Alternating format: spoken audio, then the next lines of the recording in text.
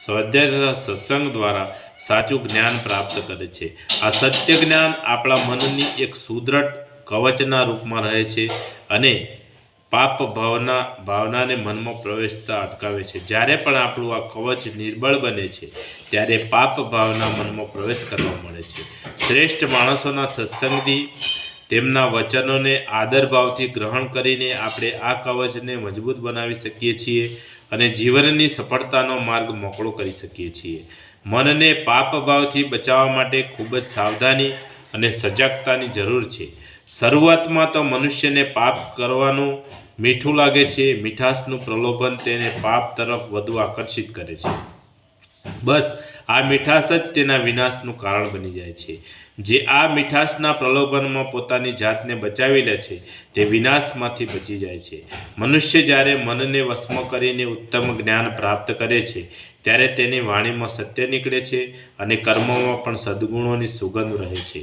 સદવ્યવહાર અને સત્ય આચરણની સંસારના કલ્યાણના કાર્યો જ થાય છે અને એનાથી જ પ્રભુ કૃપા પ્રાપ્ત થાય છે।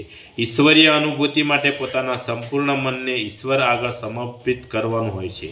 ઈશ્વરના સાનિધ્યને પ્રાપ્ત કરવાનો નિરંતર અભ્યાસ કર્યા વગર અને પોતાના જીવનના પ્રત્યેક અણુમાં ઈશ્વરની ઉપસ્થિતિનો અનુભવ કર્યા વગર આધ્યાત્મિક વિકાસ થતો નથી। સત્સંગ તથા સ્વાધ્યાયથી મનને વશમાં કરીને અને ઈશ્વરની ઉપાસના તથા સાધનાથી આપણે સાચું જ્ઞાન પ્રાપ્ત કરી શકીએ છીએ। પરંતુ થોડાક જ સમયમાં આપણા ધ્યેયને ભૂલી જઈએ છીએ। જે કાંઈ મળે છે તેને ગુમાવી દઈએ છીએ અને પાછા દુઃખી થઈએ છીએ। સ્થાયી સુખ અને કલ્યાણ પ્રાપ્તિ માટે આપણે પરમેશ્વરને આપણા સાક્ષી માની પાપ કર્મોથી હંમેશા દૂર રહેવું જોઈએ। બોલે સદગુરુ ભગવાનનો જય। આજ કા આનંદનો જય। આદ્ય શક્તિમાં ગાયત્રી માતનો જય।